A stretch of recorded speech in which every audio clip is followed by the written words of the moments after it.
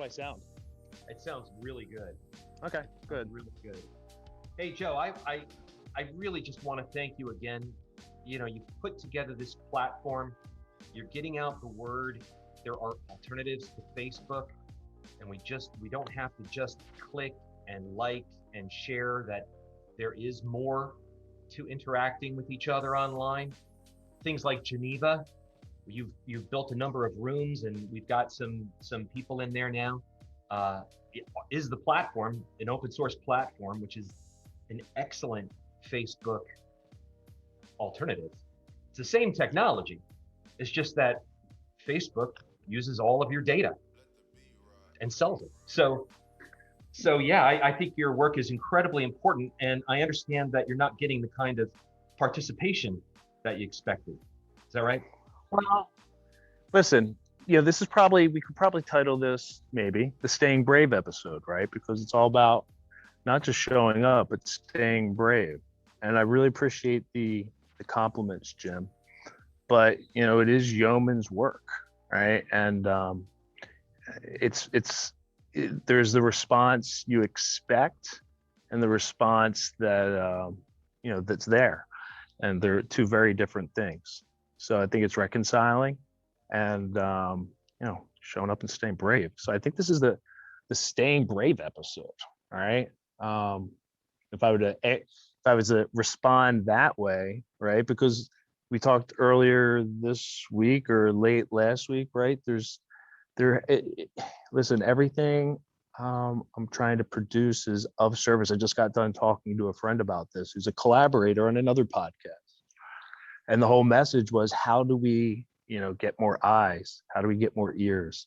How do we have a bigger impact? And it was by refining the focus, right? Finding the message to be accepted more broadly, right?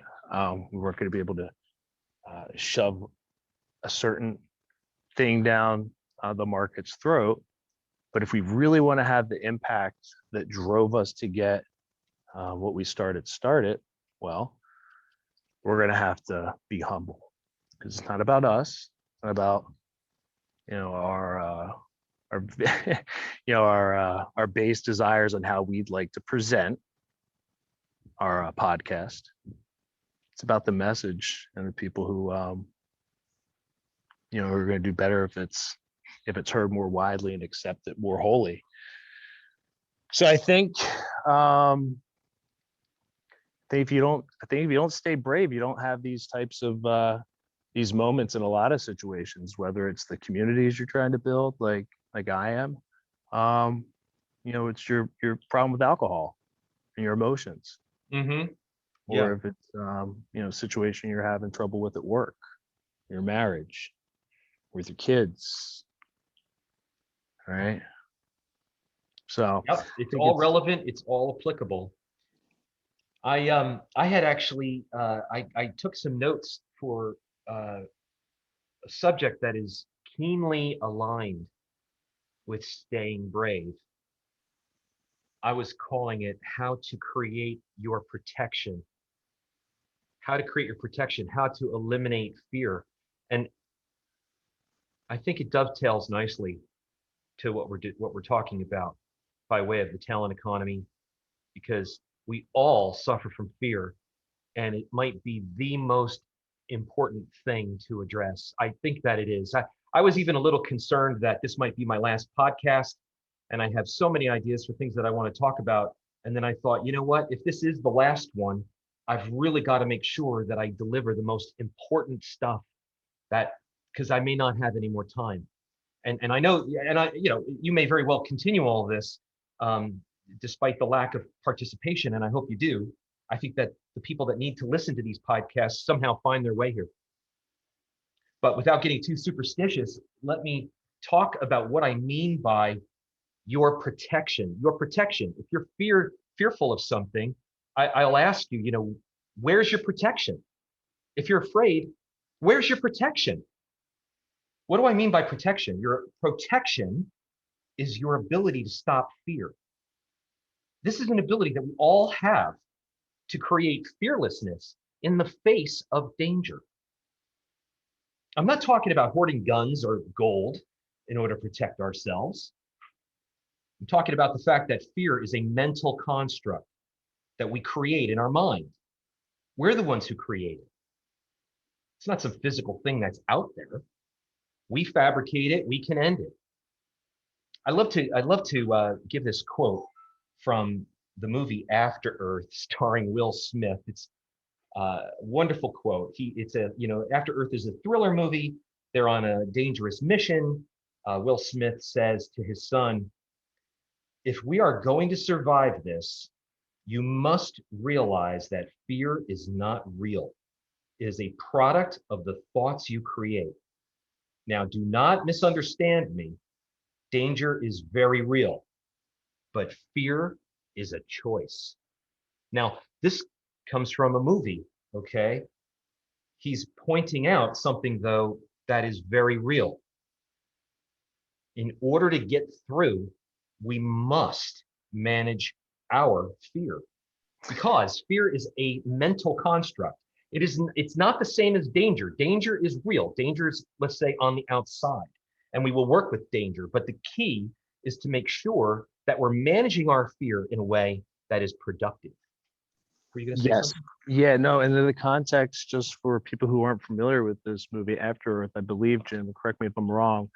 Um, the context is he's sending his son, Will Smith, and actually it's apropos maybe that it's his biological son, not just the fictional son in the movie, but Yep. fictional and biological son. He's sending him onto probably the most dangerous, just for sake of brevity, right? Most dangerous, physical endeavor you could send, Right. your offspring on. Likely bodily harm, death, and and he uses this to calm him, and it's you know the context in which you and I are talking seemingly is a lot different than the Hollywood portrayal there of and it had to do with outer space, I believe, and things like that, right? So anyway, yeah, it's relevant to what you might be experiencing when you face fear, and there's danger in the way, or is it? Anyway. Well, that's it. The exact key question. It's like, what is the purpose of fear? Real danger must be reckoned with. Fear is an operation that the psyche uses to protect the body. That's why it exists. It is purposeful. However, really, fear should only be used for as long as it takes to see that there's danger. Once you realize that you're in danger, fear is useless. In fact, it's very counterproductive. Fear is stress. It makes you feel terrible. It can cause all kinds of other problems for us. Fear can be changed. Danger is outside of your immediate impact. Now, I'm going to explain What do you exactly. mean by that? Just explain what do you mean by outside your immediate impact? I think I know what you mean, but Sure. Um, just you don't have to go too verbose. I mean, not to over, just to put more of a point on it. Do you mean yeah. So, well, I'll say, let's face it. We you create. can't you can't help the danger that you're going to face day to day. You never know when the hour is nigh, right? Is that what you mean?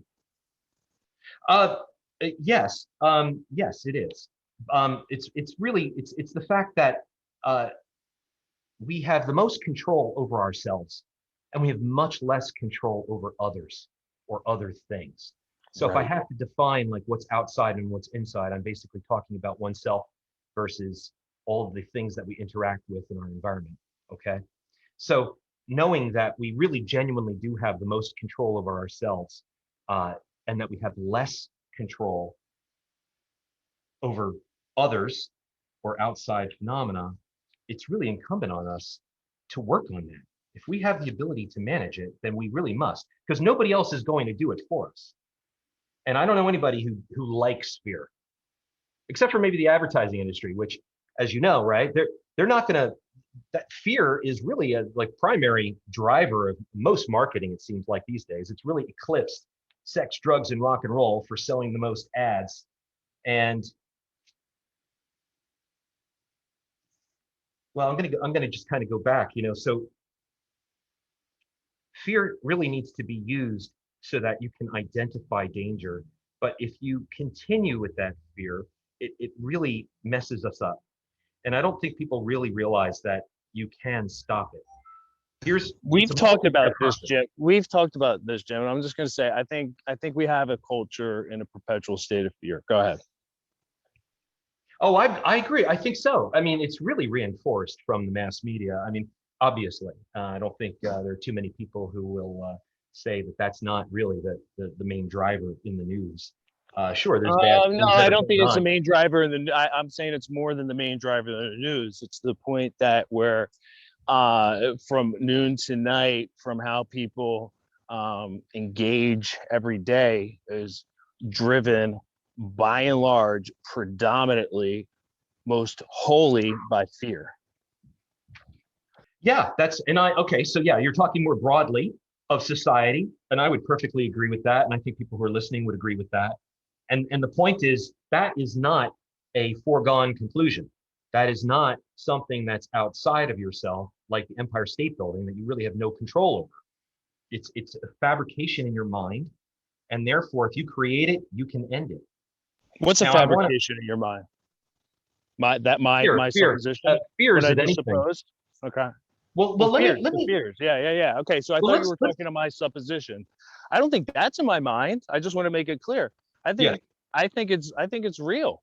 I think it's very real when I look around, Jim, and I see everything going on, and it's beyond our culture. And maybe one of the things that was made our culture stand out a little more, there was less fear and a free home of the brave. Not without fear, but I think it's very real. I don't You're know. So absolutely right. I mean, okay. let So me talk just want to about make sure. Okay, we don't have to over let me rotate on that. I know you have. no, that's fine. You know, That's absolutely fine. Your comments are dead on. The important part here that you're talking about is that it's real. And let me back that up. Fear is a physiological response. Let me tell you actually what happens in the science. I actually happen to know a lot about this stuff. I've just done so much science for so long. Your senses basically, as we all know, perceive stimuli from your environment, right? You see light, you hear sounds, you can feel heat or cold. In other words, your senses are gathering information about your environment. If you see something dangerous, let's say an oncoming freight train, that visual data is going to travel into the hole, the pupil of your eye. It's going to travel to the back of your eye called the retina. It's going to hit rods and cones, which are tiny little organs in your eye that will convert light information into electrical signals that are going to travel through your nervous system, primarily first to the motor operations in your spine. I have talked about some of this before. Also, the neural network in your stomach. I don't know if people realize this. I mean, if you see fear, it doesn't go straight to your visual cortex. Before your brain can actually perform that executive functioning and see it, let alone make a decision about it, it goes straight to your gut. That's why we can feel, oh, I felt it in my gut. This is how fear actually physically operates. What happens next is that the spine, which is actually a motor complex of nerve tissue, is going to make a quick triage of whether or not there's real danger or not. If there's real danger, the signal then, an electrical signal is spawned. It goes to your amygdala. The amygdala is a tiny organ in the bottom of the brain. It touches the top of the brainstem. So the amygdala and the spine really have the shortest path for electricity to travel. That's efficiency. This is what we see in nature all the time. The body's ridiculously efficient. I love it, right? So it's the danger is going to be perceived. It's going to go to the amygdala. The amygdala makes the decision about whether or not you should have flight or fight. Now, so eventually it's to your visual cortex, and you can start to make decisions. But if it's a flight or fight situation, your amygdala is then going to send an electrical signal to your adrenal glands. Your adrenal glands are located on the tops of your two kidneys. Got one on each side. It's its own organ. It's part of your endocrine system. Obviously, the adrenal glands produce adrenaline. Adrenaline is an extraordinarily potent chemical hormone that your body produces to get you out of the way of that freight train.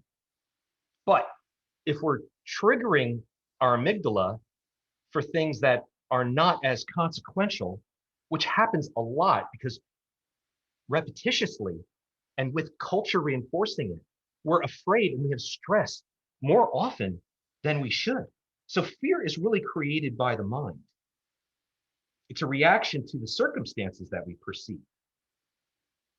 And if we make no effort to watch for that and manage it,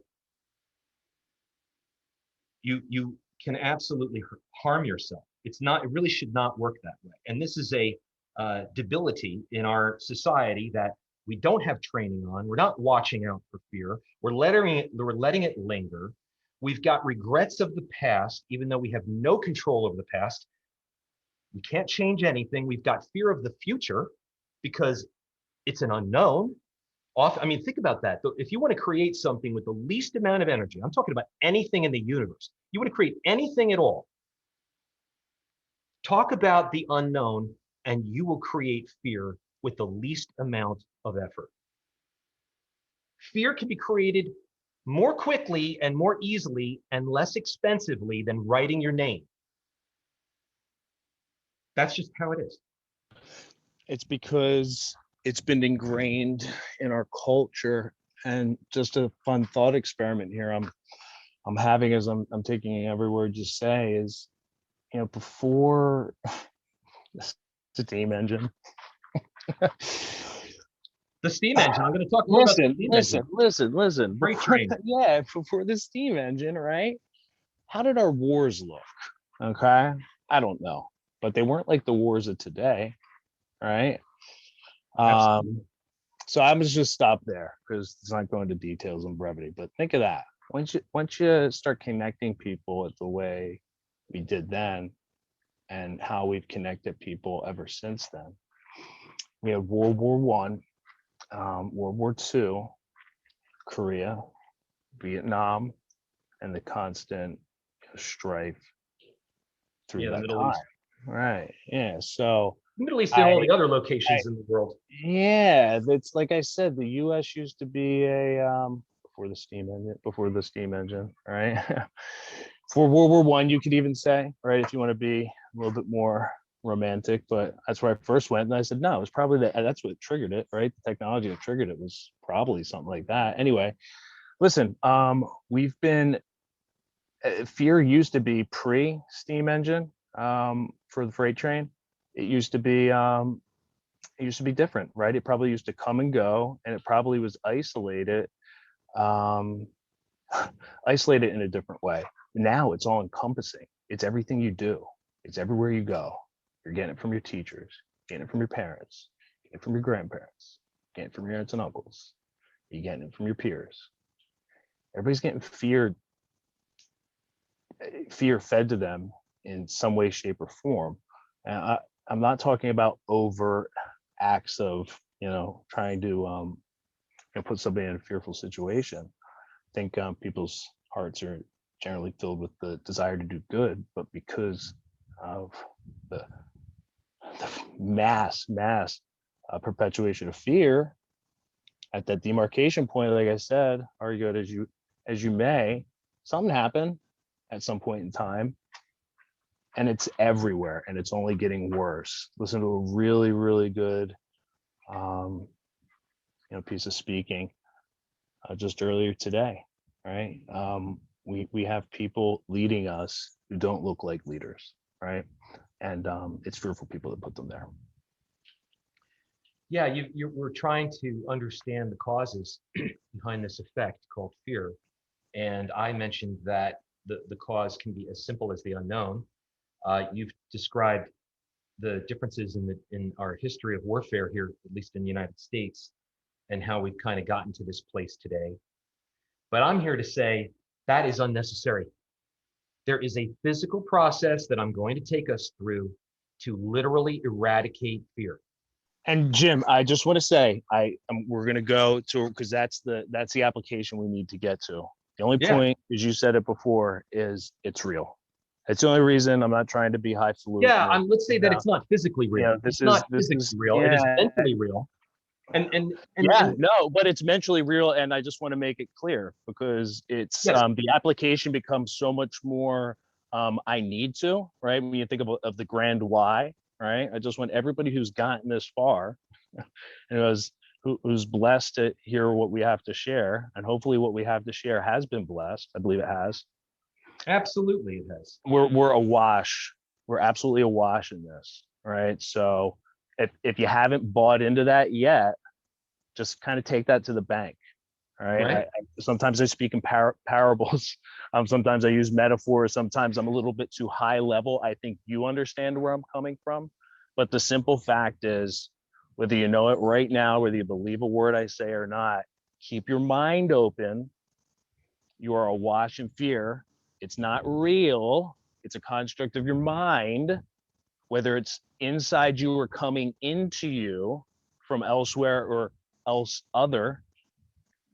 And there's a formula to go ahead and get rid of it. Yeah, that's exactly it. And the word real comes with a lot of baggage. Philosophers have had a lot of trouble for some reason over the centuries trying to figure out what the word real means.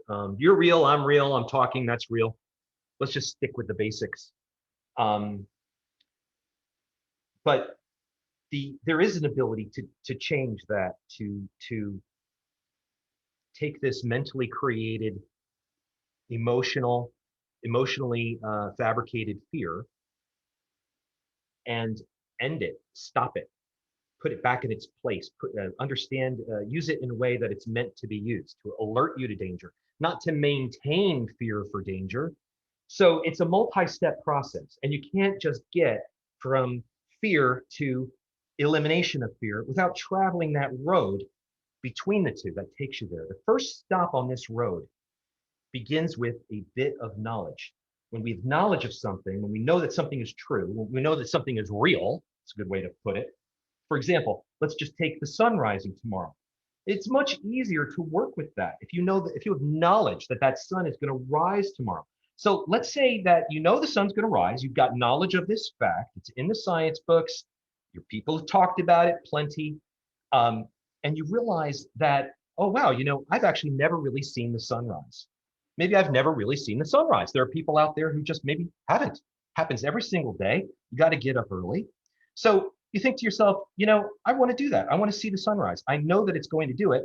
So I'm the only thing that's in the way of observing it. So I'm going to change that. So you think about where you'll get a good view tomorrow morning. You're wondering what the colors are going to look like. You're imagining how the sun might look bigger on the horizon than it looks during the day. You've seen pictures. You clear your schedule. You tell everybody that you're waking up early so that you can see the sunrise, so that that's not going to be interrupted. The night before, you set your alarm. You wake up and it's still dark.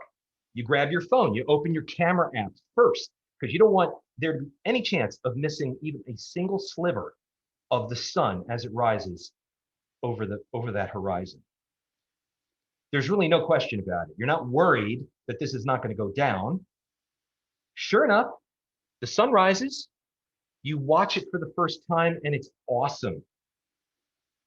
The reason why you were able to create that wonderful, awesome feeling by observing the magnificent event of the sunrise is because you knew in advance that it was possible, that it was doable.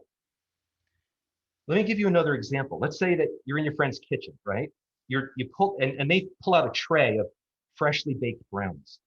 And it just so happens that you've never had a brownie before. Let's just say there are people out there who've never had a chocolate brownie. Certainly, this smells good. You've never tasted it before. You take a bite of your friend's brownie, and it's awesome. Maybe in the same way that awesome feeling when you saw the sunrise. You say to yourself, I can't believe I didn't hear this before. Like, I can't believe how great this tastes. You say to yourself, I want to make some for myself. I want to make some like my friend did.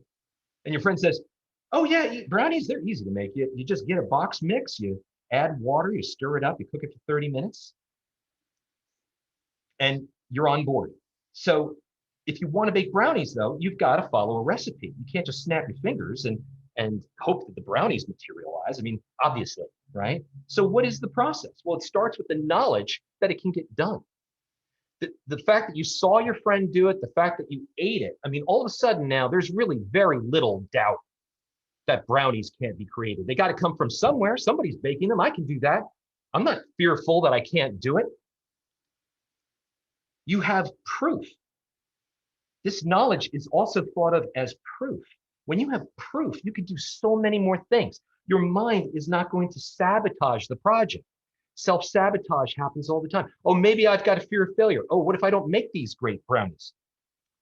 Fear is a liability when we react to it in a way that perpetuates it.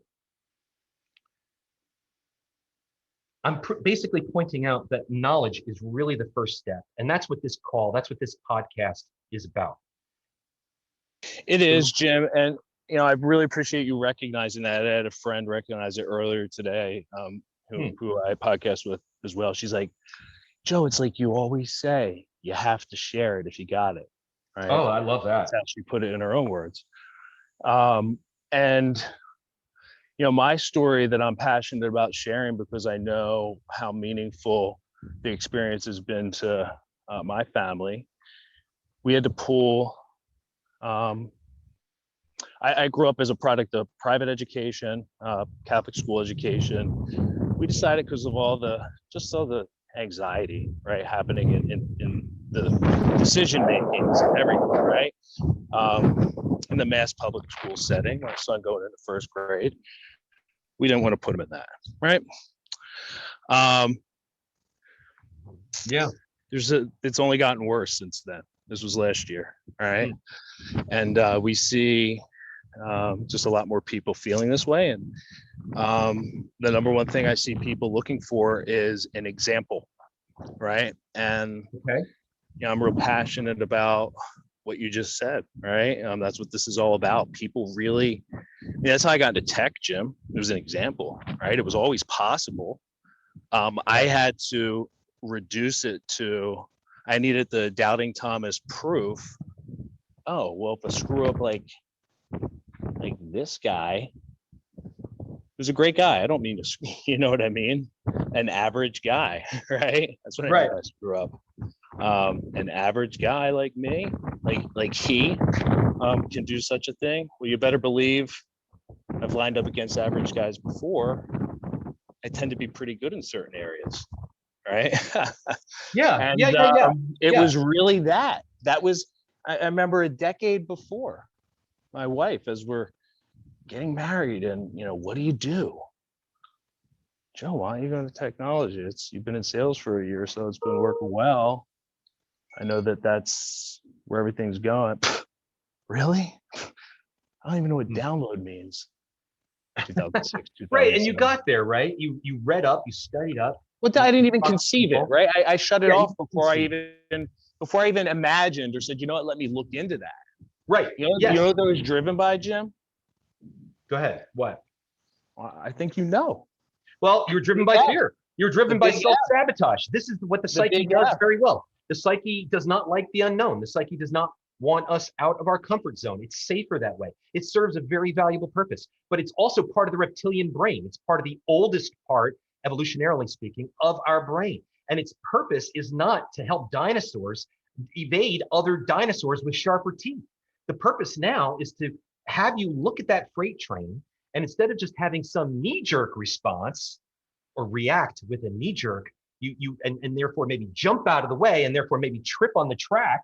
Instead, you can take a moment to take a breath, stop what you're thinking, remember that you have the knowledge that you can absolutely get out of the way of this train and then respond appropriately. Now, that all sounds like it's going to take a lot of time. And, if a train or an arrow is coming at me, I won't have time to do it. That's another example of the psyche psyching you out, causing self-sabotage. I can't do it. It's not possible. The very first thing I even said on my first podcast is that we have to begin with anything is possible. If you don't believe that, then you're not really ready to wake up. And that's okay too. The people who on this call who feel that something is wrong, who want change, who are thinking, talent economy. I wonder if that could replace a market economy. The people who question 2.3 million children have gone missing in the last 5 years, and no one has followed up. That just gives me a weird feeling. I feel it in my gut. That means that I'm waking up. That's a symptom that there's more going on than we realize, and we're starting to see it. we're starting to have a higher consciousness about it. Let me throw this other example to you. When I was watching the Tokyo Olympics, I don't know if you watched any of that weightlifting. It was tremendous. There was a world record gold medal won by an American. But boy, when you look at the 600 pounds and you watch that barbell bend, you think to yourself, wow, how do these people ever get to that place? Well, it started with the fact that they probably watched their Olympics when they were kids, and they saw that it was possible, and they knew that they just needed to start off with little 5-pound weights and gradually increase that weight over with lots of repetition over whatever amount of time it took. And as long as you didn't quit, you would eventually be lifting 500 pounds. Right. And that's So really what we're talking about, is yes. a multi-step process where you do not have to be fearful. You can be fearless and have certainty of it because of the knowledge that it's possible. So I want to tie the weightlifting. Yes, I want to tie the weightlifting around to what you just used with the freight train earlier, right? Avoid the danger, step aside, evaluate, and move forward, right? I like that analogy, right? Let me just switch it up a little bit. I want to pair it with the weightlifting. So with the train, you're standing on the track, you see the train coming. Guess what? Sometimes you're going to get hit by the train, okay? Sometimes you're actually going to get hit by the train. I don't know why. You're going to get hit by the train doing what you were called to do, right? Stepping out into the, once you get that example, right? You're going to be playing with danger, I guess is what I'm trying to say, right? You're going to be flirting with the train tracks, right? Sometimes you're going to get hit. Sometimes you're going to get smacked, but guess what? This is a metaphor. So it's cool. Sometimes you're going to get hit, and knowing that in advance, knowing that the odds of never getting hit are 0 in one's lifetime. You're going to get hit somewhere somehow. You might as well make your peace with it. And listen, Will Smith, Will Smith's son in the movie, the weightlifter. Okay, you're doing something pretty crazy. You could have serious injury when you're lifting weights and powerlifting. Like we've all seen the gore videos of these people, right? Like, there's a fine edge. All right, like you are riding the edge. So you're literally getting as close as you can get in these Olympic sports, whether it's gymnastics or weightlifting. You see most of these medalists in gymnastics walk off hobbling, right? That's how far they need to take themselves. Right. So what have they done, Jim? They like going back to your danger is it's going to happen or it's not. Well, they were. I'm responsible for, but what I'm responsible for is being fearless. That's right. Anyway, That's exactly right. So you're going to get hit by the train, people. Like just like I think you said it better, right? See the example of people you have to see the example of people doing it, but you also have to see that there was a long trail of eating not such a good tasting sandwich sometimes to get there. Right. There's work. There is some work. And the psyche's not really fond of doing work for unless there's some emergency at stake. So you mentioned one phase of the, you mentioned this is a 2-part process. Did we get through one part, recognizing? Well, the first part is I needed to explain the physiological process, the psychological process of why fear happens, and the fact that we have control over our bodies and our minds the most, and that we have less control of others or physical objects, that we just have less influence over those things. So there's this thing called the serenity prayer, and this is also a key part of the Alcoholics Anonymous program. Grant me the serenity to accept the things that I cannot change. Grant me the courage to change the things that I can, and the wisdom to know the difference. It's basically work on the stuff that you can and try your best to let go of fear over the stuff that you just don't have influence over. And then all of a sudden, when you know that, you have, according to the serenity prayer, you've achieved wisdom. And I agree with this, because think about it, right? Certainty, and I do want to go through this quick example again. We did it last week. Certainty is the opposite of fear.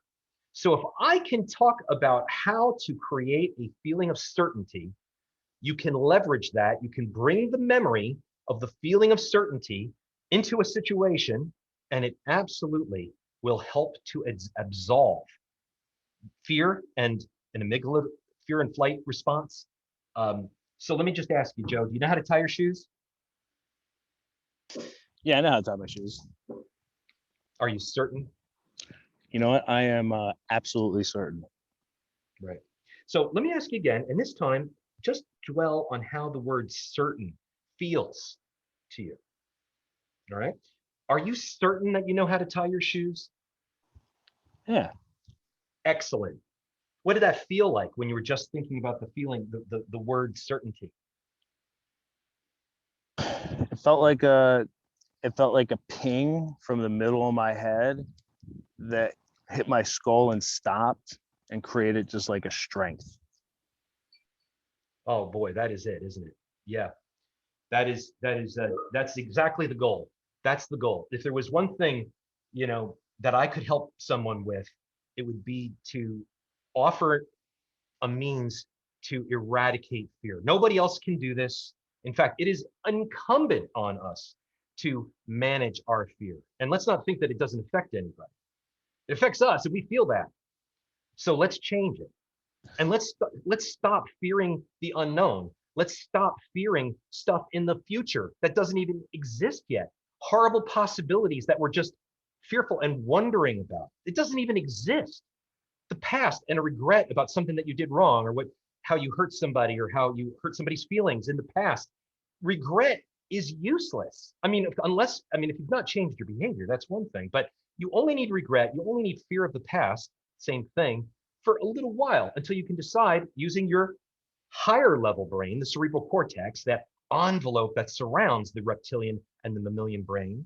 So once you can start to perform that executive functioning, enter some rationality into your emotional experience, all of a sudden you can absolutely stop being afraid of the future, which doesn't exist, or the past, which also doesn't exist. Just get present. We talked about knowledge, we've talked about certainty, and now the final step is to get present. Because, and this is the truth for everything. You really can't accomplish anything unless you just stop, take a big breath, slowly let it out, do it 3 times.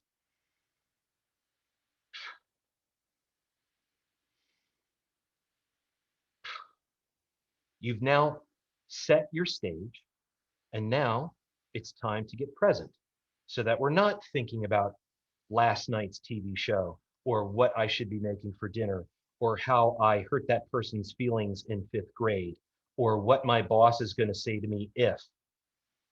All that stuff does not exist. The only thing that exists is this moment, is being that's why we need to get present. And I know that phrase present, it carries baggage. Philosophers debate over what it actually means. It's really, really simple. Being present is paying attention to what's going on right now in your environs. If you're talking with a friend and they are saying something, and all of a sudden you start to kind of get distracted. Perhaps you're thinking, oh my gosh, I parked my car and I wonder if it's going to get towed. All of a sudden you miss a bunch of stuff that your friend said. That's not being present. That's called worrying. That's called being fearful of something that doesn't even exist. So what I do to get present, I say to myself, where are my feet? I usually look down at my feet. I'm doing it right now. I slap my thighs. I say, okay, there are my feet. There is something about that particular activity that really grounds a person. I should probably do the deep dive and figure out exactly what's happening on a psychological basis. But when you look at your feet and you see that they're on the ground, and then you feel that you're standing on the ground, those are your feet. You are here. You are here right now in this spot. Okay, I'm present again. I'm present again. It's time to reset. I've got the knowledge that I can move appropriately out of the way of the freight train. I've got the knowledge that I can wake up tomorrow and see that sunrise. I go and I do it. I know that people bake brownies. It's not an unknown. I have no reason to have a fear of failure. I'm going to bake those brownies. I cultivate the feeling of certainty in order to supplant the feeling of fear. So to swap out the feeling of fear with certainty Try that out. Think to yourself, do I know how to tie my shoes? Yeah, I know how to tie my shoes. Am I certain? Yeah, there's no question about it. I just did that with myself just now. I'm perfectly certain I can tie my shoes. I can show you right now if we were on, if we had video running. Uh, Take that feeling of certainty and put it somewhere else. Put it where you need it. You know what the feeling of certainty feels like. The key is to be able to respond instead of having a knee-jerk reaction. If you know in advance that you can create a feeling of certainty in your mind, in your body, at any moment, even in the face of danger, and then you try and you do it repetitiously, such that you create your own proof to yourself that you can create that feeling, that stable feeling of certainty, that unmovable, unshakable feeling of fearlessness. You will always get out of the way of the train. You will always be able to bake the brownies. You will pay attention to what your friend says. But you got to breathe. You got to stop. You got to breathe. You got to get present. You got to remember, this is all non-contested knowledge. Yale University and Emory University teach classes on the how and the why and the science of fear.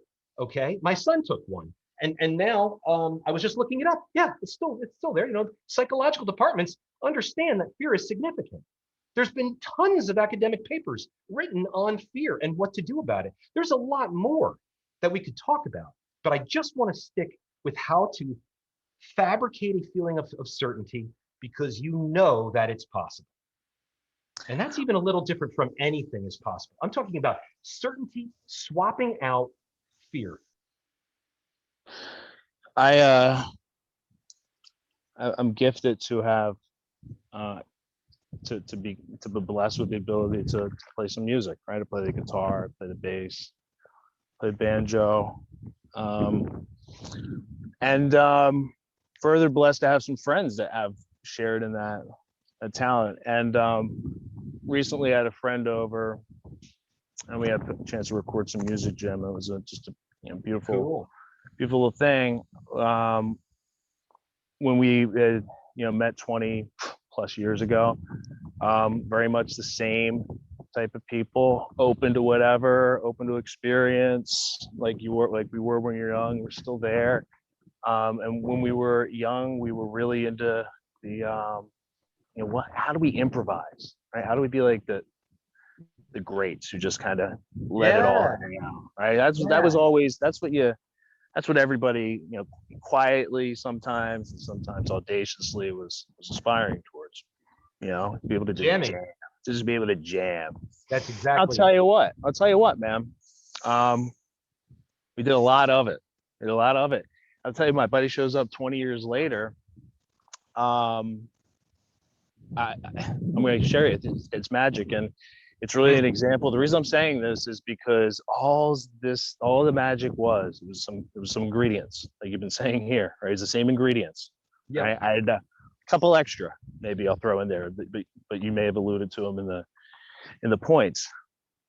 Let go of the outcome, let go of fear, right? Don't try to control really what's going to happen, right? Right. So you had a dream, a Open vision. open yourself up to the possibility, right? And I just love it. go. And that's what happened with me and Greg. We didn't plan anything when we captured that 5 minutes there. All right. Jim, there was zero planning. We haven't seen each other in 20 years. We Wow. literally just tuned up my guitars and we captured a very nice piece of music. Like, Jim, it's a contained musical piece, right? It's not like just some noise, right? Right. You're going to hear two people collide spiritually Hmm. and actually gift, not of us, but through us, right? Something, and I was blessed to capture it. So if you haven't had a chance to hear it, it sounds like you might not have. People, this is what I'm talking about, right? And there's not a lot of risk in noodling around on your guitar when you're 18 for several hours on end, right? There's Yeah. not a lot of risk in that. Right. But there's a lot of risk in some of these other situations we're talking about stepping out into. Most important thing I want to kind of put on top of all the valuable points you just made is the confidence that you are going to get bloodied, bruised, beaten, totally feel fear like you've never felt it before, despite all the strategies you believe you've been putting in place, right? And all that good stuff. Okay. Yeah. Get ready, right? So as certain as you should be of your ability to, kind of take things under control and be a completely sovereign being, and to take yourself wherever you might aim, just be certain, especially if you're aiming high, which you should. It's not Exactly, going to right. be So terribly easy, especially if you've been living under fear for a while. what you're saying is know in advance that fear is real, that you will experience fear, that the danger is real, you'll experience danger. Um, it's interesting because that is like the advanced class. I was worried that fact would discourage people. But let me weigh in on this because you're damn right. And these are spirit. So just like the fear, Jim, just like I want you to go on, but I just want to make people, just like your fears of the mind, my bloody, battered, bruised is of the mind as well, right? Those wounds that I'm talking about, these are emotional that I'm talking about, right? And they're also a figment and a product of something you can dissolve of. Exactly. Emotions. A lot of people don't even realize that emotions absolutely are under your volition. Emotions absolutely can be modified, augmented, diminished because of what you consciously want to do. I mean, your thoughts will control your emotions. If you do not choose to do that, then your emotions will run your life.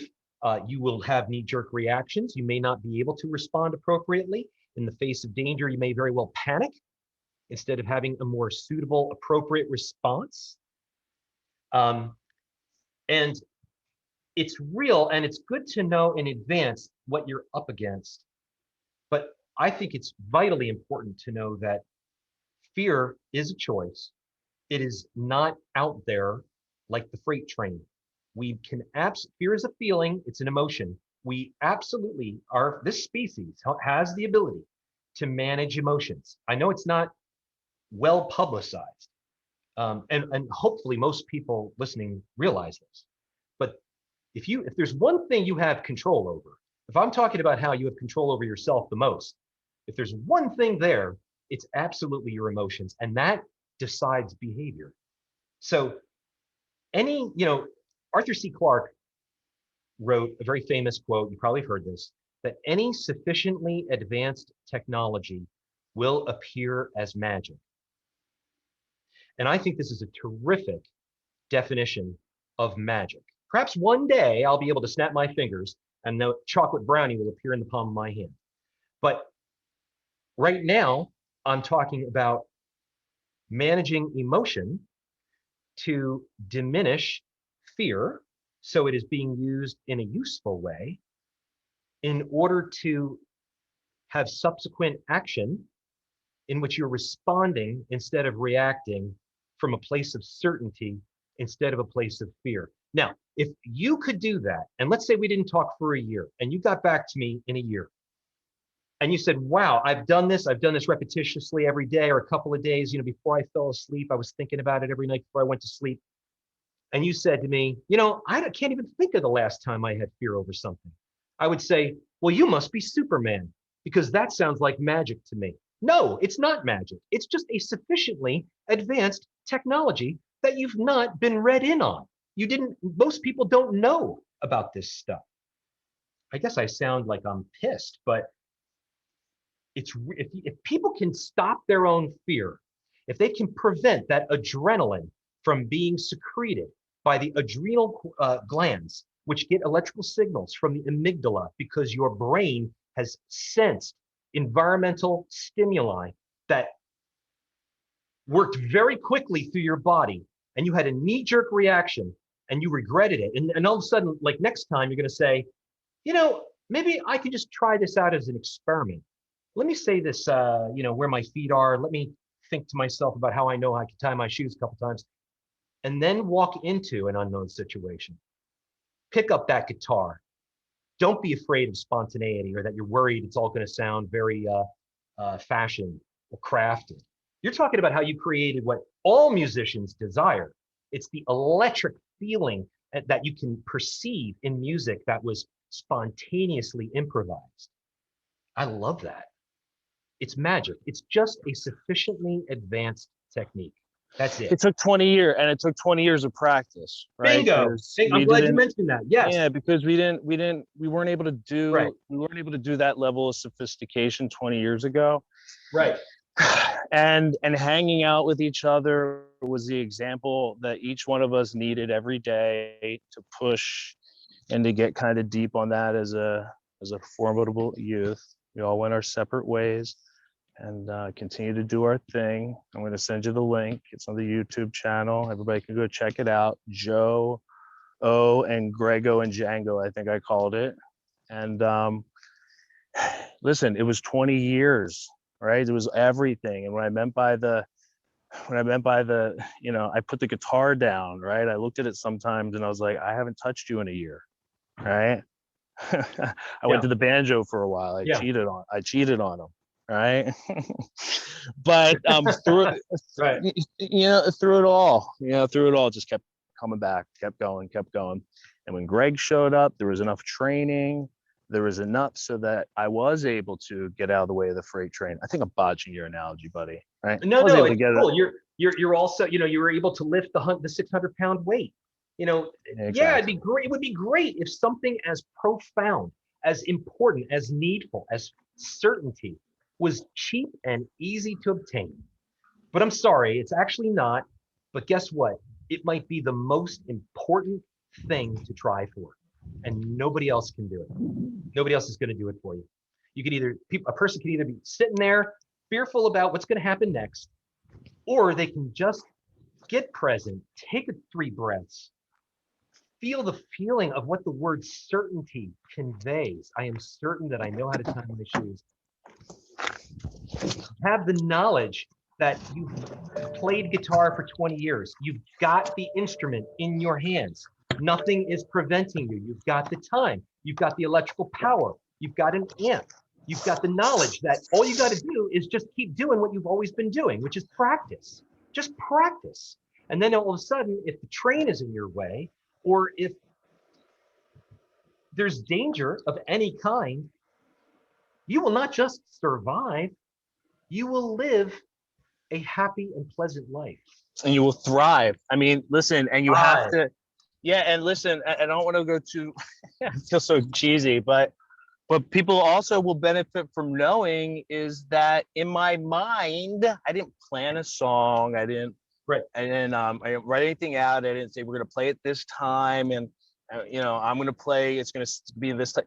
None of that happened. But you know what did happen? I bought an amp. Right. I did some things kind of subconsciously even, you know what I mean? Like, so yes. I set it all up, right? I bought the amp. I knew I was going to buy the amp for, Greg and I, but I went and did it, right? I made sure the table was prepared. I went to go and bought that amp even. Forget about standing up and plugging in and getting ready to go and fear popping up then. Jim, what if I never bought the amp? Yeah, exactly. What if your psyche justified it and said, oh, well, you know what? That's really too much money. And I really got to make sure that I have enough money in order to pay for food this week. Well, I'm not saying don't save money to pay for food, but recognize that there's a process going on that you need to kind of get ahead of. The person who's saying, I should not buy that amp because I don't have enough money, really needs to get a little introspective. Take a breath, do the meditation mentioned in podcast 3, and realize that it does not have to be that way. And then watch the money come, watch all of a sudden your mind and your perception, your perspective on things change, which means that your perspective of fear maybe starts to slowly change into a perspective of certainty, such that when it would be awesome to jam with your friend for the first time in 10 years, and all you need is an amp, you get the amp. And you're not worried about money or about anything. And now this is the real advanced class, because now we're talking about alchemy. That's another class if you so should choose. But Talking it about what? applies to Talking about everything. what? Talking about what? Alchemy. Alchemy is when all of Oh, a okay. sudden you believe and you know that you will not suffer if you spend money on the amp. That's the Right. beginning. So that's pretty much all I have time for. It's a beautiful thing, isn't it? It's a very beautiful It thing. is. It's a beautiful thing, man. It's magic because we are putting in the effort repetitiously to get that final goal achieved. Anybody else who didn't know, who didn't watch us, listen to us, would say, "Oh yeah, that guy's fearless. Oh, he's Superman. He must know magic." It's not magic. It's how the Olympian was able to break that weightlifting record. What, you think that's magic? Tell that to that guy. He's gonna give you, he'll give you a piece of his mind. Yeah, and maybe we want to talk about this at some point. I don't know if it's, I don't want to force things, but something special happened today that maybe we can just wrap up on real quick. My buddy Dave Roach, he owns, or he owns, I guess it's not, he doesn't make any money. He runs a wrestling academy for youth. His whole goal is to not focus on making champions, but making, mature, fine athletes first, right? Um, just good athletes. And Right. he was the first guest at a talent show, and he just launched his own podcast, and he couldn't have done it without me. All they did Okay. was do one and invite him on and take some calls from him, help him record some things, and kid's very talented. He barely needed me, right? I was like, why, Dave? Why do you? But guess what? He needed an example. So go Oh out there and be man, the that's example for somebody today, people. that is so beautiful, and Because this works. I It know I need to works. go, but I gotta reinforce what you just said because it is such a beautiful and important thing. Basically, you set up a platform where people who have with technology to provide a podcast mechanism to people who have some voice and want to speak about something, who want to help others. You wanted to help others with the platform. Your friend Dave wanted to help others by sharing what he knew that he thought could help others with. He's now graduated. He's going on to have his own podcast. I'm trying to do the same thing. I'm trying to help people to stay brave, to understand how to conquer fear and replace it with certainty, how to develop meditations, specific step-by-step meditations that will result in feelings of certainty and the abandonment of fear. I mean, who doesn't need all this stuff? And it is absolutely wonderful, and we thank you because we all really need this. I needed his example to overcome the fear of coaching, right? So it's just the talent Ah, economy in action, right? it is. It really Sharing is. talents and changing lives, magic happening. Jim, I don't know why or if this would be the last one, but if it is, it is. And if it's not, I got you slated for 10. So If anyway, it's not, then we might want to talk about how to turn lead into gold. I think it's an interesting subject. Let's take it up then. Yeah, we'll see. We'll see. See what happens. It's a big one. It's a big one. People have to be pretty awake in order to let's just ask the people who are not asleep to tune in next time because you do have to pay attention. You definitely have to notice where you are, know where your feet are, be able to breathe, be able to look danger right in the face because you don't care. If you're doing the best that you can, that's all you need to do. You do not have influence over others as much as you do over yourself. And as long as you're doing that, there is nothing to worry about. And then the money flows in. But I'll end it right on that cliff face intentionally. Later, Jimbo. Thanks for everything, Joe. It Take was it. fun, my man. Talk to you later. Oh, yeah.